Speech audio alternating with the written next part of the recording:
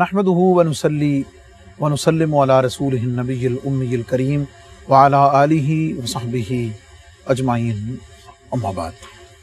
मोअज़्ज़ज़ नाज़रीन, प्रोग्राम कश्फुल माजूब और हुज़ूर फैज़ आलम दातागंज बख्श रहमतुल्लाह ताला अलैह का ज़िक्र पाक, आपके इरशादात, आपके फरमूदात और उसकी मुख्तसर बड़ी इल्मी फ़िक्री तशरीहात के साथ आपका मेज़बान मुफ्ती मोहम्मद रमज़ान सैलवी आपकी खिदमत में हाज़िर है। मोअज़्ज़ज़ नाज़रीन, आपको याद होगा कि गुज़श्ता प्रोग्राम कश्फुल माजूब शरीफ का, उसमें हमने ज़िक्र किया और आज भी हम उसी ज़िक्र को जारी रखेंगे। हज़रत अबू हामिद अहमद बिन खदरविया रहमतुल्लाह ताला अलैह का ज़िक्र पाक और आपके ज़िक्र के ज़िमन में हुज़ूर फैज़ आलम दातागंज बख्श रहमतुल्लाह ताला अलैह ने आपकी ज़ौजा मोहतरमा हज़रत मोहतरमा फ़ातिमा रहमतुल्लाह ताला अलैहा, फ़ातिमा बल्खिया निशापुरिया रहमतुल्लाह ताला अलैह का ज़िक्र पाक किया।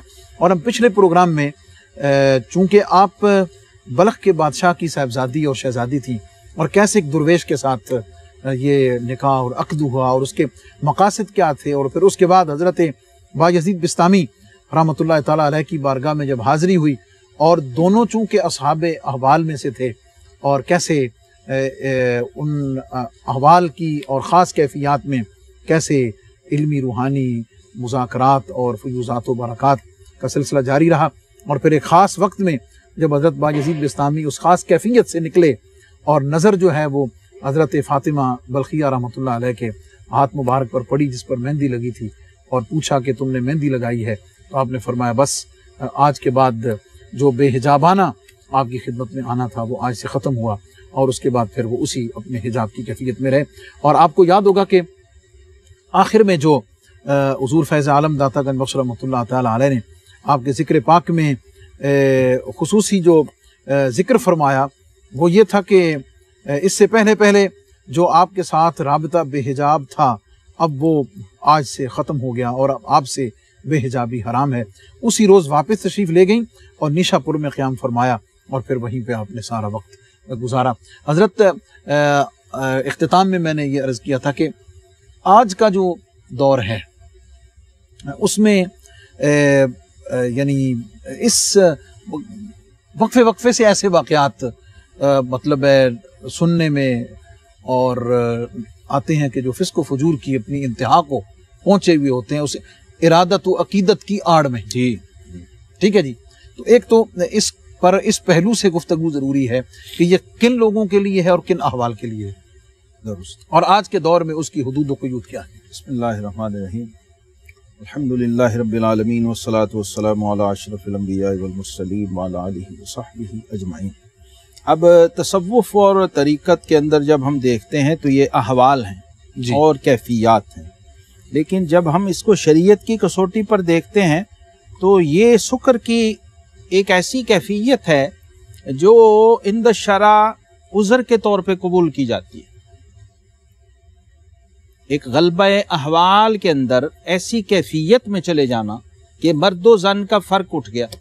आपकी इस बात से जो यानी फौरी तौर पर एक जुमला मैं चाहूँगा कि आपकी इजाज़त से ही मुअज़्ज़ज़ नाज़रीन को दिया जाए कि ये जो कुछ जिक्र हुआ है ये ख़ास हालत में हुआ बिल्कुल, और ख़ास लोगों के लिए ख़ास लोगों के लिए। अब वो बीबी ने असल में चेक ही यही करना था क्योंकि वो साहिब विलायत थी, वो कोई आम औरत नहीं थी कि अकीदत में किसी के पास जा रही है। वो खुद साहिब हाल थी, साहिब विलायत थी, साहिब रूहानियत थी, साहिब नज़र थी। क्योंकि बायज़ीद बिस्तामी रहमतुल्लाह ताला अलैह के अहवाल को चेक करने की अहलियत और सलाहियत और जुनून मिस्री जैसे वली कहते थे, हम में भी नहीं है। याहिया बिन मुआज़ राज़ी पे हाथ जोड़ के खड़े हो जाते कि भाई बायज़ीद बड़े मकाम का आदमी है। जब उन्होंने अपने मुरीद को कहा ना कि बायज़ीद कब तक सोए रहोगे, उठो काफिला तो कब का जा चुका, तो आपने जवाब दिया जुनून मिस्री रहमतुल्लाह के मुरीद को, फरमाया मर्द वो है जो सारी रात सोया रहे, सुबह काफिले से पहले पहुंचा हो मंजिल। वो हैरान, उनका ये बायज़ीद कह सकता, हर कोई नहीं कह सकता।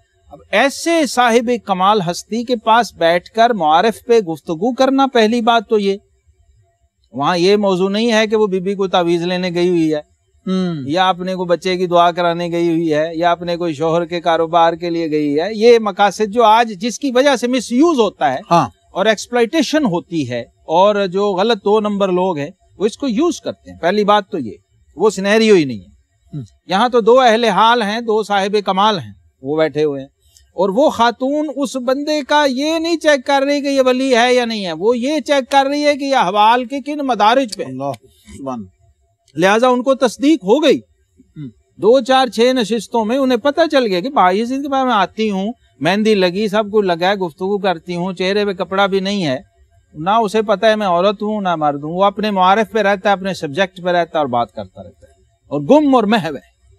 صرف ایک دن جب لمحہ ایسا آتا ہے کہ وہ نظر مہندی پہ جاتی ہے تو اس خاتون پہ فوراً کھل جاتا ہے کہ اب یہ ان احوال میں نہیں ہے، یہ واپس اپنی بشری کیفیت میں آ چکی، اس لیے وہ واپس اپنے اسے ختم کر دیے.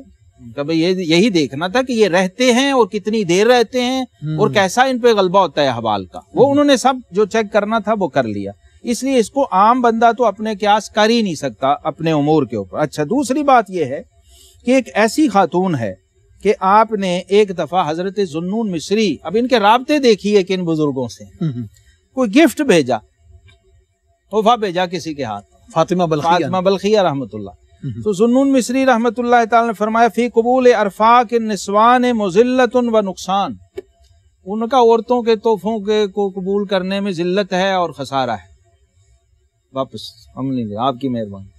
اب ان کا جواب سنیے، یہ عورت ہے کہ مرد ہے، اس لیے انہوں نے کہا کہ مرد عورت کے روپ میں مرد. فقالت فاطمہ لیس فی الدنیا صوفی اخص ممن یرا السبب، ان کا دنیا میں اس سے گھٹیا صوفی کوئی نہیں ہے جو نظر ہی سبب پہ رکھتا ہے، مسبب پہ نظر ہی نہیں اس کی. اللہ، یہ مقام تھا کہ تو چیز دیکھ رہا ہے، چیز بھیجنے والے کو نہیں دیکھ رہا. مسبب الاسباب سے تیری نظر ہٹ کے تو سبب پہ چلی گئی ہے، ابھی تو تیرا لیول بہت نیچے.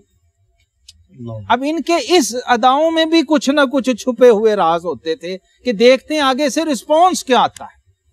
وہ ولی جس مقام کا ہوگا، جس درجے کا ہوگا، اسی طرح کا ری ایکٹ کرے گا. اس لیے بایزید بستامی رحمت اللہ فرمایا کرتے تھے کہ ان کا مقام دیکھیے. مفتی صاحب کہتے ہیں فالمرأۃ کانت فاطمہ النسابوریہ، یہ وہ خاتون اور عورت تھی کہ ما اخبرتها عن مقام من المقامات الا وکان الخبر لها عیانا، کوئی مقام میں نے ایسا اس کے سامنے چھیڑا نہیں ہے جس کو وہ پوری طرح ظاہری طور پہ نہ جانتی ہو، مشاہدے کی حد تک نہ جانتی. سبحان. اس درجہ کمال پر پہنچی ہوئی خاتون تھی کہ اولیاء اللہ اور ذوالنون مصری جیسے لوگ کہا کرتے جی ہمیں کوئی نصیحت فرمائیے، اور کہتے ہیں کہ سب سے زیادہ ہمیں حیرت یہ ہوتی تھی کہ ان کا سارا کلام قرآن سے جڑا ہوتا، جو گفتگو بھی ان سے کی ہے انہوں نے آیت ہی پڑھی. اب ذوالنون مصری جیسے ولی کہہ رہے ہیں جی کوئی نصیحت، کوئی واز کریں، تو فرمایا سچائی جو ہے نا، سچ، اس کو لازم جانو. وجاہد نفسک فی افعالک و اقوالک، اور اپنے افعال اور اقوال میں اپنے نفس کے ساتھ جہاد کرو. کیوں؟ لأن اللہ تعالی قال فإذا عزم الامر فلو صدق اللہ لکان خیر اللہ. سبحان. قرآن پاک کی آیت پڑھ دی کہ جب کسی کام کا یہ پختہ ارادہ کر لیں اور پھر یہ اللہ کے ساتھ سچائی کے ساتھ رہیں تو یہ ان کے لیے بہت بہتر ہوگا. یعنی صدق کو اور صدق احوال کو، صدق اقوال کو اور اپنے نفس کے ساتھ مجاہدے کو قرآن پاک سے جوڑ کے بیان کر رہی ہیں کہ اگر آپ اللہ تبارک و تعالیٰ کے اس فرمان کے تابع رہ کر زندگی گزاریں گے تو اللہ کی معیت اور اس کا ساتھ آپ کو نصیب رہے گا. اس لیے یہ حضرات اولیاء، بڑے بڑے کبار اجلہ اولیاء یہ کہا کرتے تھے کہ میں نے فاطمہ نیساپوریہ سے زیادہ عجیب و غریب ہستی نہیں دیکھی. کانت تتکلم فی فہم القرآن فی تعجیب منہا، یہ قرآن پاک پہ ایسا کلام کرتی تھی کہ سننے والے کو حیرت میں ڈال، چاہے سننے والا بایزید بستامی ہو، سننے والا ذوالنون مصری ہو، یحییٰ بن معاذ رازی ہو، یہ اس کو حیرت اور تعجب میں ڈال دیتی کہ ایک عورت ساتھ ہو کے قرآن پاک کے معارف کو اس طرح بیان کر رہی ہے. سبحان. یہ اس خاتون کا مقام اور کمال تھا. اور کہتے ہیں سیدنا ذوالنون مصری کہتے ہیں ہی ولیۃ من اولیاء اللہ عز وجل وہی استاذی. بات ہو گئی نا، بات ہی ختم. میری استاد ہے جی، گل نہیں. سبحان اللہ، سبحان اللہ، سبحان اللہ.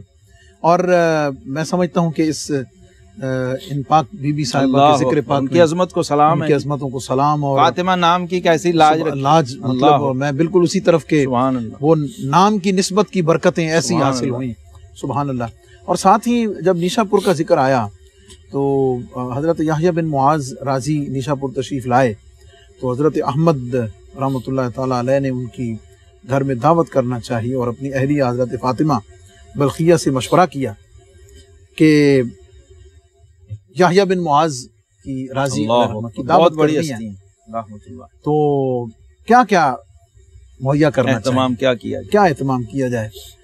تو حضرت فاطمہ بلخیہ نے فرمایا کہ اتنی گائیں، اتنی بکریاں، اتنا سامان باقی چیزوں کا، اتنے چراغ اور اتنی قسم کے عطر، وہ سارے بتائی، جی ہاں، وسیع انتظام، تمام لوازمات تمام بتا دیں۔ لوازمات اس کے ساتھ، اور لگتا یوں ہے کہ وہ صرف یعنی ان کے صدقے سے سب ہی ظاہر ہے آ جائیں، اتنا جو اہتمام ہے۔ تو ساتھ فرمایا کہ 20 گدھے بھی، ان کا گوشت بھی چاہیے۔ ہائے ہائے۔ تو جب حضرت احمد نے پوچھا بھی یہ اس پوری دعوت میں 20 گدھوں کے گوشت کا کیا کام ہے، تو جو جواب دیا ہے اس پر تھوڑا میں آپ سے اللہ تبصرہ چاہوں گا۔ اکبر فرمایا کہ جب کوئی صاحب کرم، صاحب ثروت کے گھر جاتا ہے تو پورا محلہ امڑ آتا ہے، بے شک۔ محلے کے لوگ امڑ آتے ہیں، تو محلے کے لوگوں کے ساتھ محلے کے کتوں کے لیے بھی کچھ اہتمام کیا ہونا چاہیے۔ کہنا، سبحان اللہ، یہ ہے جوان مردی، آئین جوان مرداں حق گوئی و بے باک، اللہ کے شعروں کو آتی نہیں روباہی۔ اب یہ مفتی صاحب ولایت کا وہ فیض ہے، تعلق باللہ کی وہ معراج ہے کہ جہاں ہمیں حدیث پاک یاد آتی ہے کہ ارحموا من فی الارض یرحمکم من فی السماء، تم زمین والوں پہ رحم کرو، آسمان والا تم پہ رحم کرے گا۔ اور فرمایا الخلق عیال اللہ، مخلوق اللہ کا کنبہ ہے، احبہم الی اللہ من انفعہم لعیالک، اللہ کے ہاں محبوب ترین وہ ہے جو اس کی عیال کے لیے زیادہ نافع ہے۔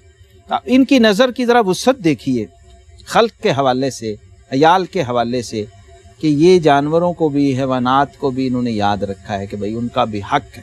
پھر ان کی جو سخاوت کا اور جود کا عالم ہے کہ اس میں عربی کا بڑا مشہور محاورہ ہے نا، وَلِلْأَرْضِ مِنْ كَأْسِ الْكِرَامِ نَصِيبٌ، جی ہاں، سبحان اللہ۔ کہ جو کریموں کا پیالہ ہوتا ہے اس میں زمین کا بھی کچھ حصہ ہوتا ہے۔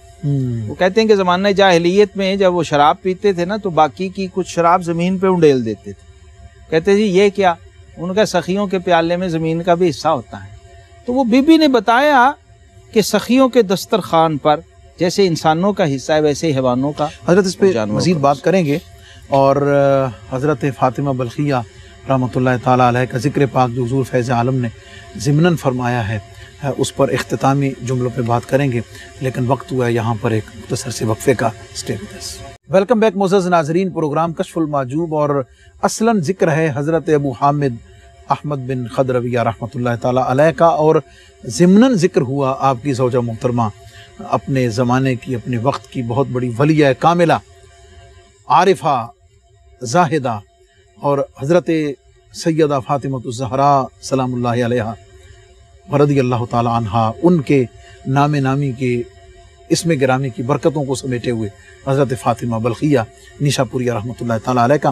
اور بریک پر جانے سے پہلے اس دعوت کا ذکر ہوا جو حضرت یحییٰ بن معاذ رازی رحمۃ اللہ تعالیٰ علیہ کی دعوت کی حضرت فاطمہ بلخیہ رحمۃ اللہ علیہ نے، اور اس میں سخاوت کا جو پہلو، ظاہر بادشاہ وقت کی شہزادی بھی تھی نا جی، شہزادی بھی تھی، تو اوپر سے روحانیت کی شہزادی نور علی نور، وہ دونوں اکٹھی تھیں، تو اس کا مظہر یہ ہوا کہ اتنا وسیع اہتمام کرنے کے ساتھ، یعنی میں اس کو پڑھتے ہوئے بیان کرتے ہوئے سوچ رہا تھا کہ جس دعوت میں کتوں کے لیے 20 گدھوں کا گوشت کا اہتمام کیا گیا، انسانوں کے لیے اور اللہ کے بندوں کے لیے اور اولیاء اللہ کے لیے اور ان خاص لوگوں کے لیے کا اہتمام۔ حضرت با یزید بستامی رحمۃ اللہ تعالیٰ علیہ نے آپ کی شان میں یہ فرمایا، حضور فیض عالم ارشاد فرماتے ہیں کہ من اراد ان ينظر الى رجل من الرجال مخبوء تحت لباس النسوان فلينظر الى فاطمہ۔ حضرت یہ ایک ایسا ارشاد ہے، سبحان اللہ، سبحان اللہ، ایک ایسا ارشاد ہے کہ میں سمجھتا ہوں کہ حضرت با یزید بستامی کی طرف سے اللہ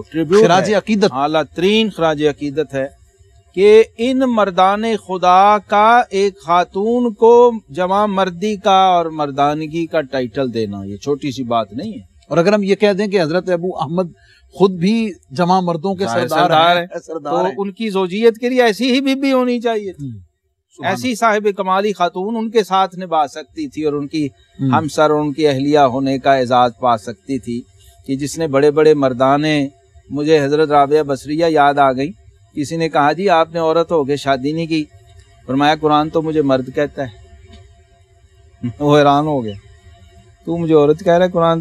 کہ جی وہ کہاں، فرمایا رجال اللہ تلہیہم تجارۃ ولا بیع عن ذکر اللہ، اللہ نے تو مرد کہا ہی اسے ہے جسے 24 گھنٹے کی ایک گھڑی بھی یاد خدا سے غفلت میں نہ گزرے، مرد وہ ہے۔ فرمایا الحمدللہ اس فقیر کی، اس کیفیت میں، اس ناچیز کی کوئی ایک گھڑی بھی ذکر الہی سے 24 گھنٹے میں خالی نہیں ہے، مرد تو قرآن وہ اس کو کہتا ہے۔ تو مردانگی کا صوفیہ کے ہاں معیار یہ ہے، جیسے حضرت سلطان باہو رحمۃ اللہ فرماتے ہیں نا، کہ فرماتے ہیں طالب الدنیا مؤنث و طالب العقبہ مخنث و طالب المولا مذکر۔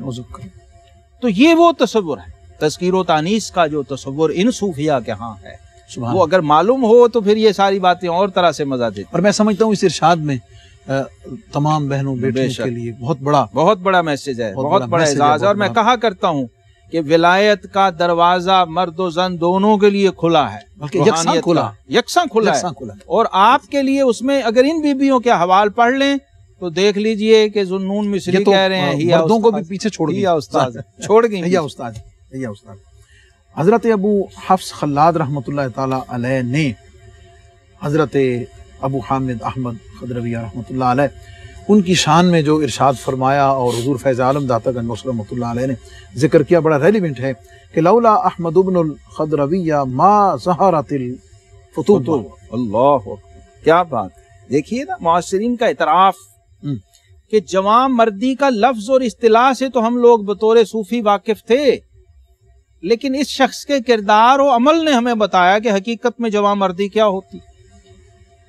مفتی صاحب مثلا میں ایک مثال عرض کرتا ہوں، آپ نے ایک بندے سے 1 لاکھ روپیہ قرض لیا، حضرت احمد بن خضرویہ، ظاہر وہ مالدار آدمی، اس نے دے تو دیا، کہنے لگا جی میں نے تو سنا تھا آپ لوگ تارک دنیا اور زہد فی دنیا والے لوگ ہیں، یہ 1 لاکھ آپ نے نہیں، اس نے دیا خود ہی، قرض دیا آپ کو، آپ نے اس سے مانگا مجھے 1 لاکھ قرض چاہیے، ان کا یہ لیں، دے کے پھر اس نے کہا کہ آپ نے کیا کرنا ہے 1 لاکھ روپے، آپ تو تارک دنیا فقیر لوگ ہیں، آپ تو کہتے ہیں ہمیں مال مول کچھ نہیں چاہیے، مجھے 1 لاکھ قرض لے لیا، بعد میں آپ ادا کیسے کریں؟ اس کو آپ نے کرنا کیا ہے، مجھے یہ نہیں سمجھ آیا، 1 لاکھ کا آپ کریں گے کیا؟ آپ نے فرمایا اس 1 لاکھ کا 1 لقمہ خریدوں گا، اللہ کے ایک بندے کے منہ میں ڈال دوں گا۔ وہ اور پریشان ہوں، یہ کیا بات ہوئی، 1 لاکھ کا 1 لقمہ؟ فرمایا اللہ تعالیٰ کے نزدیک یہ کل دنیا اور جو کچھ اس میں ہے مکھی کے پر جتنی بھی نہیں، حدیث پاک سماعت۔ اب بتا مجھے کہ اس مکھی کے پر کے مقابلے میں تیرے اس 1 لاکھ کی کیا حیثیت ہے؟ سبحان، اسے 1 لاکھ کے میں چند لقمے خریدوں گا اور فقراء مساکین یتیموں کو کھلا دوں گا بس، لیکن اس پر اپنے رب سے اجر مانگنے کی جسارت و جرت کبھی نہیں کروں گا، کیونکہ وہ اتنی گھٹیا چیز ہے کہ جب ٹوٹل کل دنیا اللہ کے ہاں ایک مکھی کے پر جتنی نہیں، تو اس میں سے تیرا 1 لاکھ اس قابل ہے کہ اس پر سے میں اللہ سے اجر بھی مانگوں؟ یہ جوان مردی ہے، بڑی اپروچ ہے جناب مفتی صاحب۔ سبحان اللہ۔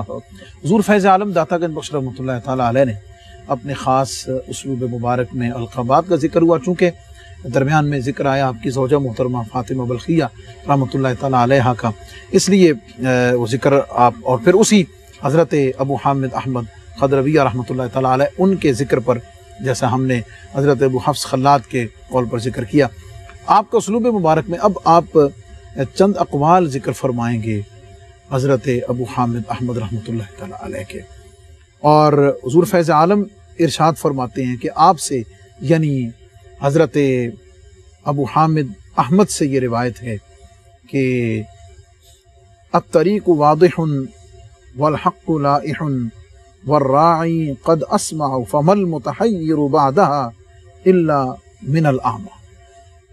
اللہ، ترجمہ میں ناظرین کے لیے کر دیتا ہوں اور تشریح حضرت ارشاد فرمائیں گے کہ راستہ کھلا ہے اور حق روشن ہے اور نگہبان سننے والا ہے، تو پھر حیران اور تحیر وہی کر سکتا ہے جو اندھا ہو. بے شک. کیا خوبصورت بات ہے یہ.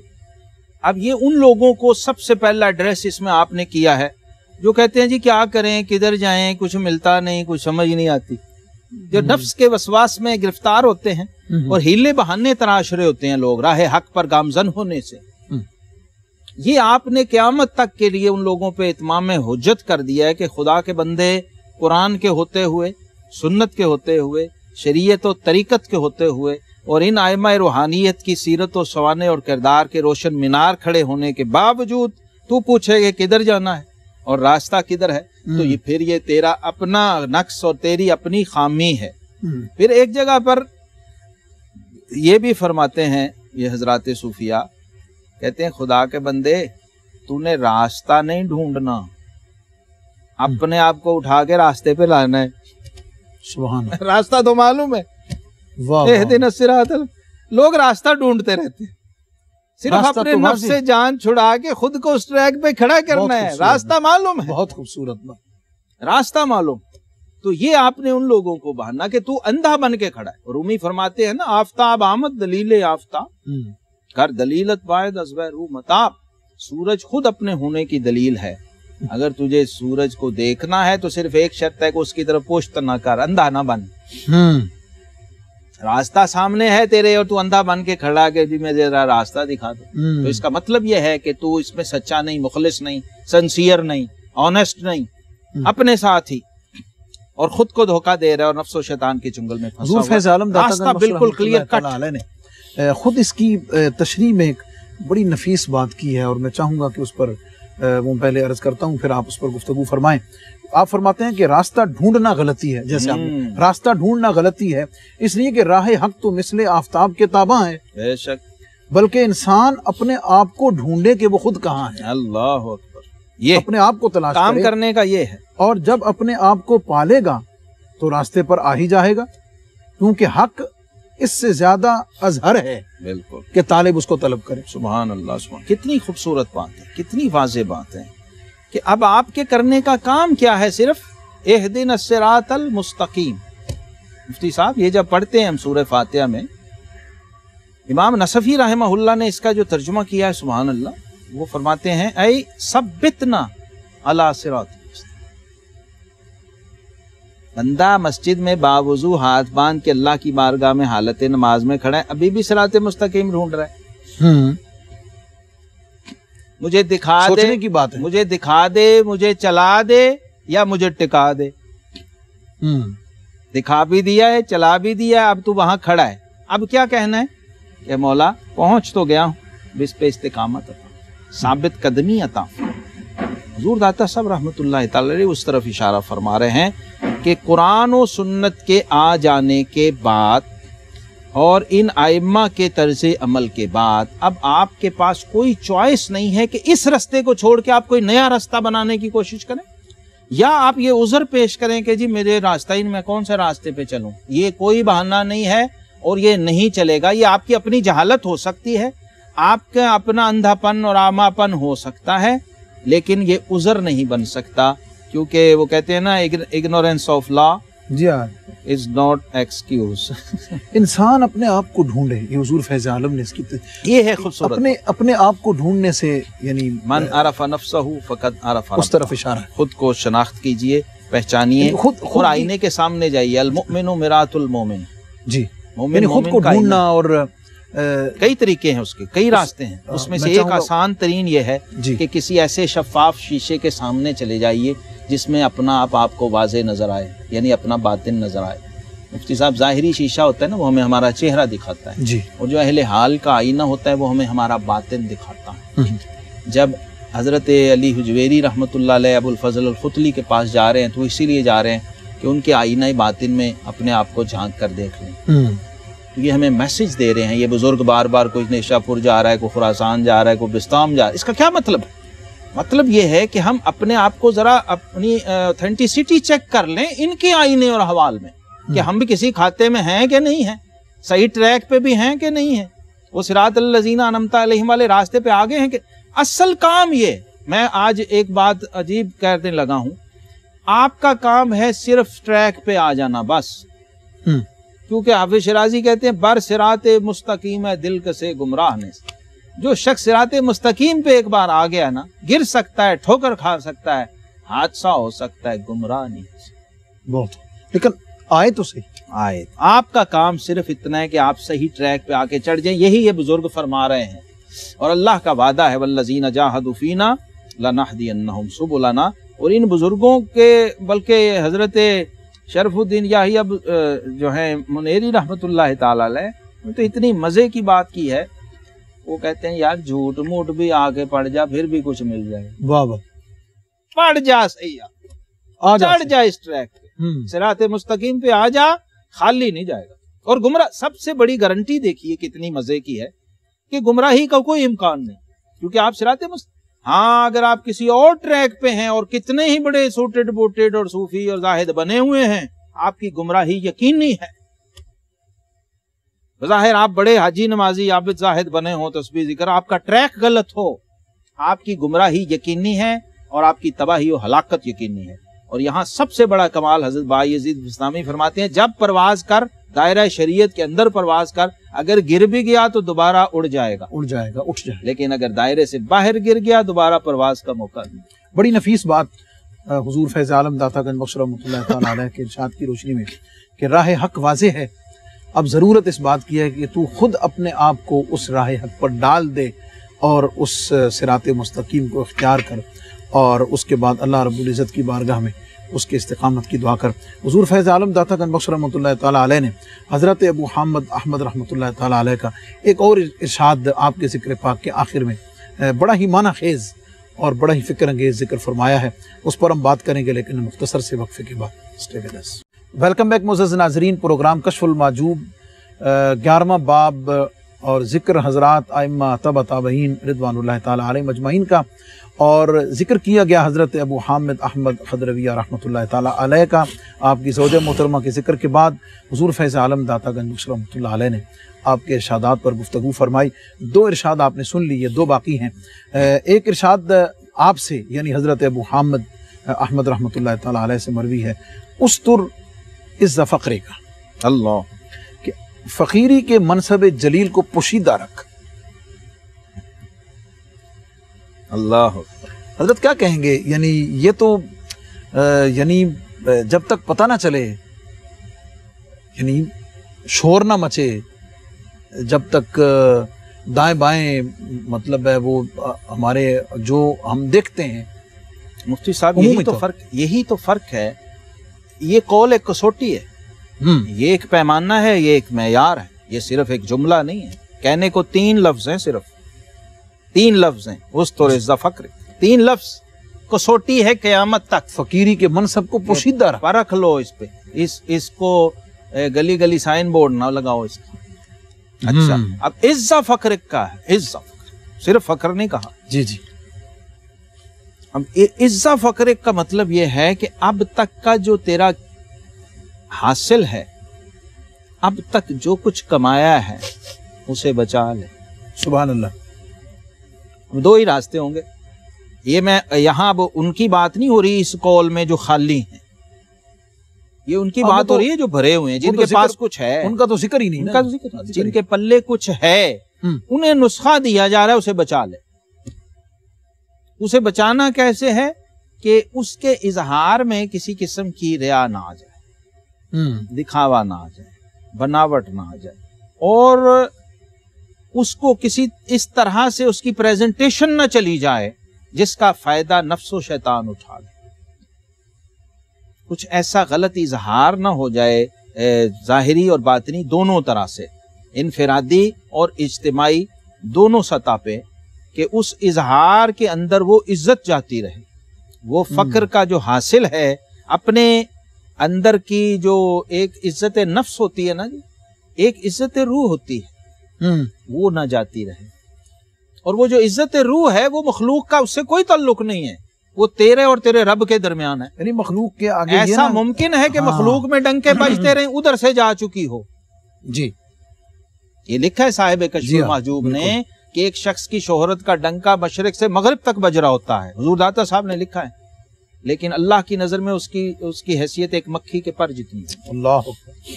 یعنی لوگوں کے آگے یہ نہ کہتا پھر کہ میں درویش ہوں, ہاں یہ نہ کہتا پھر کہ میں درویش ہوں تاکہ تیرا راز نہ کھل جائے, اس لیے کہ یہ اللہ تعالیٰ کی طرف سے بڑی, کیونکہ جن کا ذکر ہو رہا ہے ذرا ان کا حال تو دیکھ لیجئے کہ بڑے بڑے اہل کمال اہل حال ان کی عظمت کو مان رہے ہیں, وہ سپاہیوں والی وردی پہن کے صرف اس لیے پھر رہے ہیں کہ لوگ کہیں یار سپاہی جا رہا ہے, پولیس والا جا رہا ہے.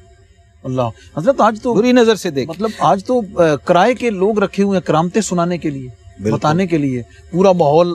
مفتی صاحب میں نے پیمانہ کیوں کہا ہے؟ آج جو لوگ میرے سامعین دوست ناظرین پوچھتے ہیں نا مجھ سے غلط صحیح فلاں ڈے, تو میں کہتا ہوں کشف المحجوب کسوٹی ہے, قیامت تک مرشد ہے.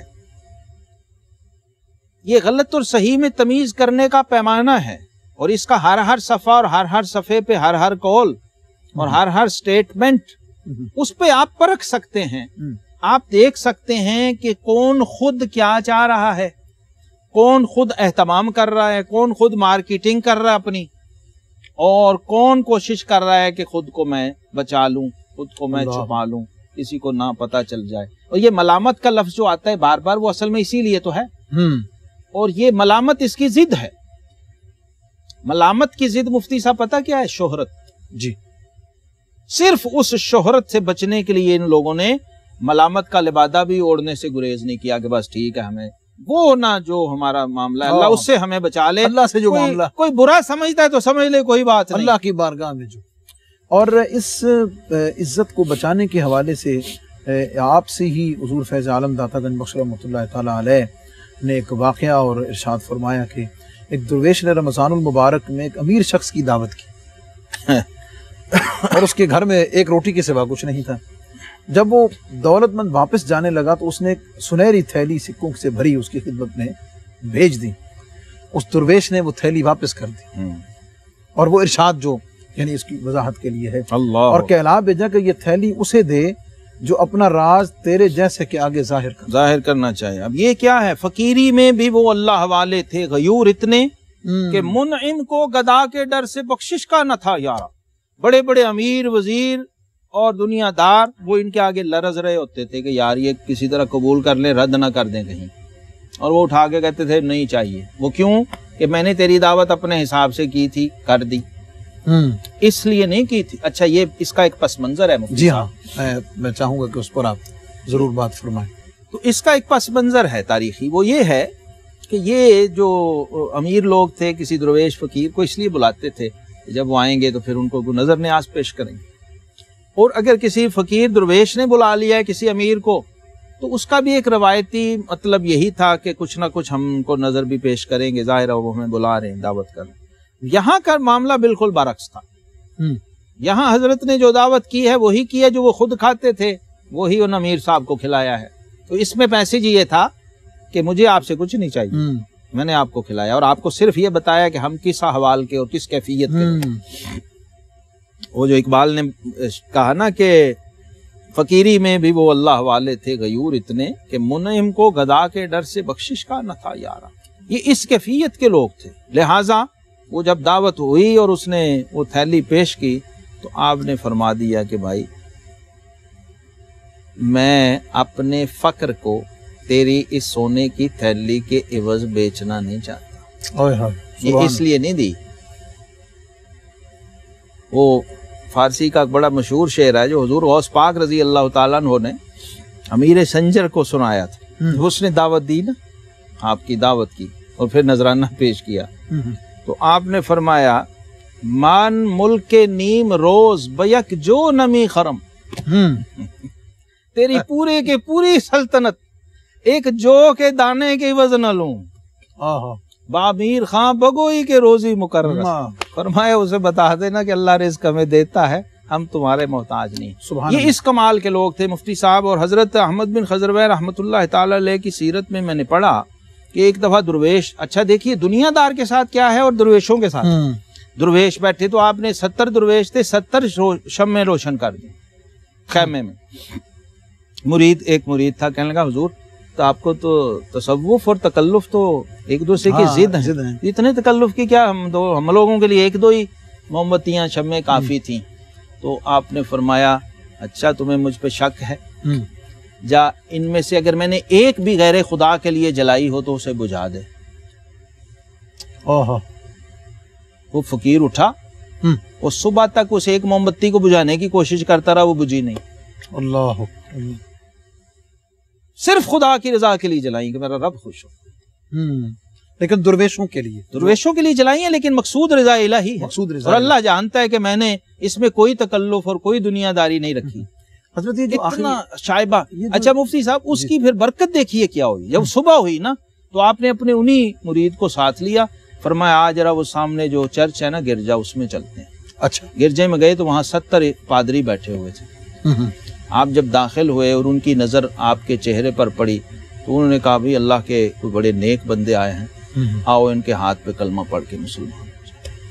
آپ کو دیکھتے ہی وہ 70 لوگ کلمہ پڑھ کے مسلمان ہو گئے، اور اسی رات اللہ تبارک و تعالیٰ کا دیدار ہوا اور فرمایا احمد بن خضر بھائی، وہ تیری 70 موم بتیاں جو تو نے ہماری رضا کے لیے روشن کی تھیں، ہم نے 70 کافروں کا دل تیرے اس عمل کی برکت سے، ایمان کی نور سے روشن سبحان اللہ۔ یہ اس پائے کے لوگ تھے۔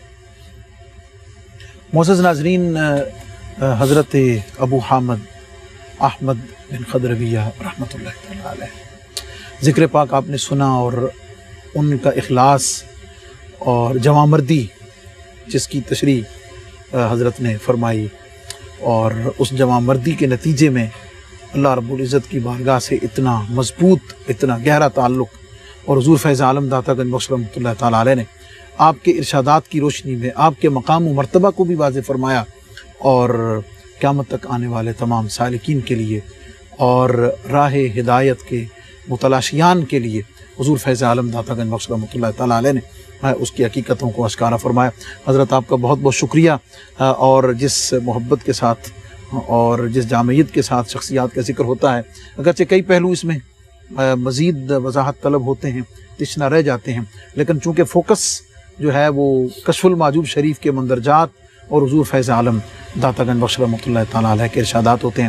معزز ناظرین، اگلے پروگرام میں ایک نئی شخصیت کے ذکر کے ساتھ آپ کی خدمت میں حاضر ہوں گے۔